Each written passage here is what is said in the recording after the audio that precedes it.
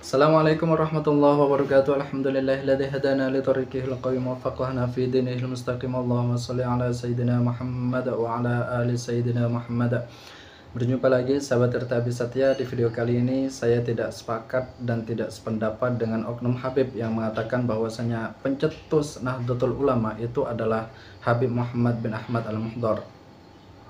Kenapa saya tidak setuju? Kenapa saya tidak sependapat? Karena saya mendengarkan cerita langsung dari salah satu santri Syekhuna Khalil, yaitu Kiai Haji As'ad Syamsul Arifin, yang mana ketika itu kata beliau di dalam ceritanya, pada tahun 1920 ini terjadi gejolak kelompok-kelompok yang ingin merusak dan merubah ajaran-ajaran yang dibawa oleh Rasulullah SAW. Kemudian dari gejolak itu akhirnya ulama se-Indonesia yang ketika itu berjumlah 66 ulama soan kepada Kiai Khalil. Namun sebelum para ulama itu soan ke Kiai Khalil, menemui Kiai Khalil, para ulama ketika itu terlebih dahulu menemui Kiai Muntaha, yang mana Kiai Muntaha ini adalah salah satu mantu daripada Syekhuna Khalil. Kemudian setelah para ulama itu berkumpul di dalamnya Kiai Muntaha dan berita ini belum disampaikan kepada Kiai Khalil, Kiai Khalil memanggil salah satu santrinya, yaitu Kiai Nasib, yang mana Kiai Nasib ini disuruh atau diperintahkan untuk menemui Kiai Muntaha supaya menyampaikan ayat dari surat At-Taubah, yaitu tepatnya ayat 32 surat At-Taubah. Bismillahirrahmanirrahim. Yuriduna ayyudfi'u nurallahi biafwahihim wa ya'ballahu illa ayyutimma nurahu walau karihal kafirun. Kemudian ayat ini disampaikan oleh Kiai Nasib ke Kiai Muntaha dan para ulama yang hadir atau yang berada di dalamnya Kiai Muntaha ketika itu. Dan dari situ apa yang menjadi keinginan para ulama untuk menemui Kiai Khalil ini sudah dianggap iktifa, sudah mencukupi apa yang disampaikan oleh Kiai Nasib kepada Kiai Muntaha, dan ulama-ulama yang berada di dalam Kiai Muntaha ini sudah menjawab terhadap apa yang ingin disampaikan kepada Kiai Khalil oleh para ulama-ulama ketika itu. Kemudian pada tahun 1922 ini ulama sejawa bermusyawarah dan berkumpul untuk mencari solusi atau jalan keluar dari polemik yang ditimbulkan oleh kelompok-kelompok yang ingin merubah dan merusak ajaran-ajaran yang dibawa oleh Rasulullah SAW. Akan tetapi dari musyawarah itu tidak menemukan jalan keluar, tidak menemukan solusi. Akhirnya pada tahun 1923 para ulama ini kembali mengadakan musyawarah, yang kemudian ada salah satu ulama yang menemukan sejarah yang ditulis oleh Raden Rahmat Sunan Ampel, yang mana dalam tulisan itu dituliskan bahwasanya Sunan Ampel ini dipondokkan oleh pamannya, disuruh belajar dan dipondokkan oleh pamannya ke kota Mekah. Dan di Mekah ini Sunan Ampel bermimpi bertemu dengan Rasulullah SAW, dan di dalam mimpinya Rasulullah itu berpesan kepada Raden Rahmat Sunan Ampel untuk membawa ajaran Islam yang ada di Mekah ketika itu supaya dibawa ke Indonesia. Nah, setelah para ulama mengetahui apa yang ada di dalam tulisan sejarah yang ditulis oleh Sunan Ampel ini, kemudian para ulama memutuskan untuk melakukan sholat istikharah di setiap makam para wali, baik itu makamnya Sunan Ampel, Sunan Giri, Sunan Kudus, Sunan Muria, Sunan Gunung Jati, Sunan Bonang, Sunan Kalijogo, dan makam-makam aulia yang lain. Ini ulama menyebar dan melakukan sholat istikharah di tempat itu paling sedikit 40 hari.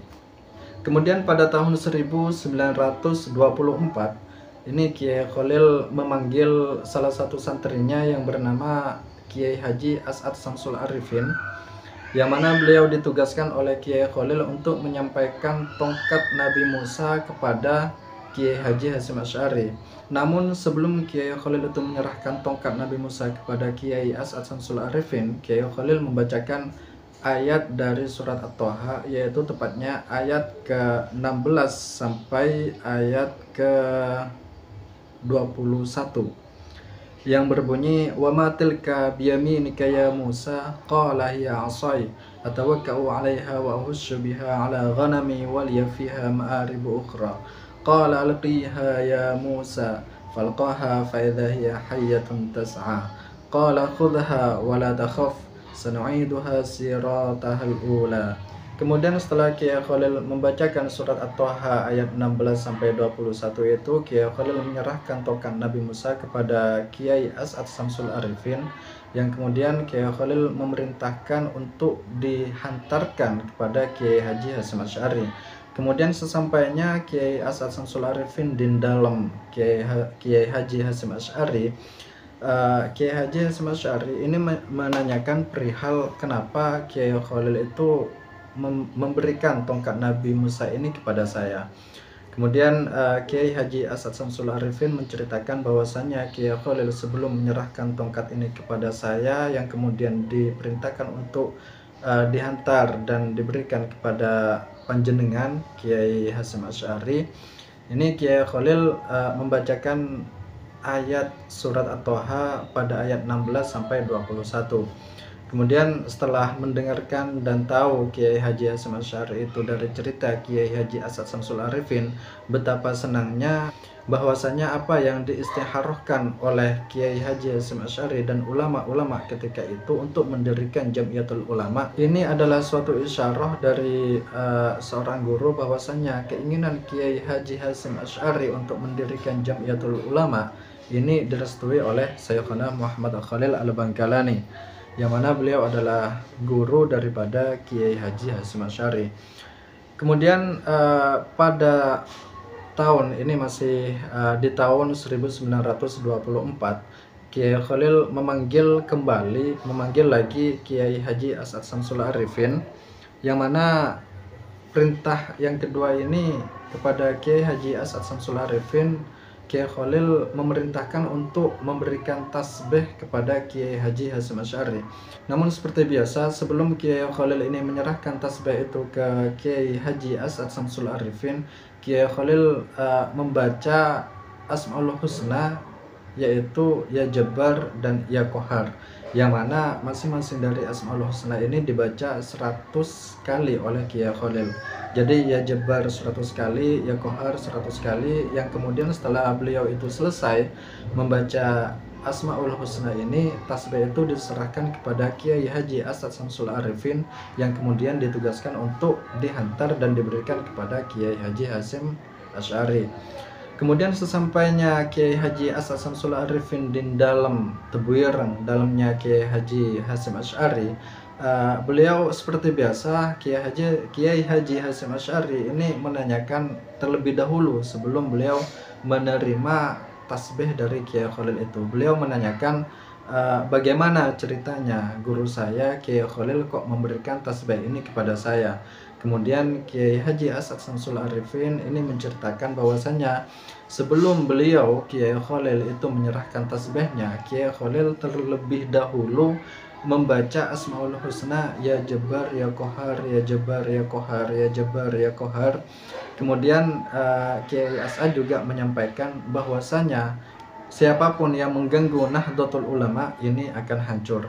Kemudian dari apa yang disampaikan oleh Kiai Haji As'ad Syamsul Arifin, Kiai Haji Hasyim Asy'ari ini menerima tasbih, dan betapa senangnya hati beliau, Kiai Haji Hasyim Asy'ari ini merasa diperhatikan oleh gurunya, yaitu Syekhuna Muhammad Khalil Al-Bangkalani. Dan kemudian pada tahun 1926 maka berdirilah Jam'iyah Nahdlatul Ulama, yang ketika itu masih bernama Jam'iyatul Ulama, bukan Nahdlatul Ulama. Mungkin seperti itu yang bisa saya sampaikan, semoga bermanfaat. Wassalamualaikum warahmatullahi wabarakatuh.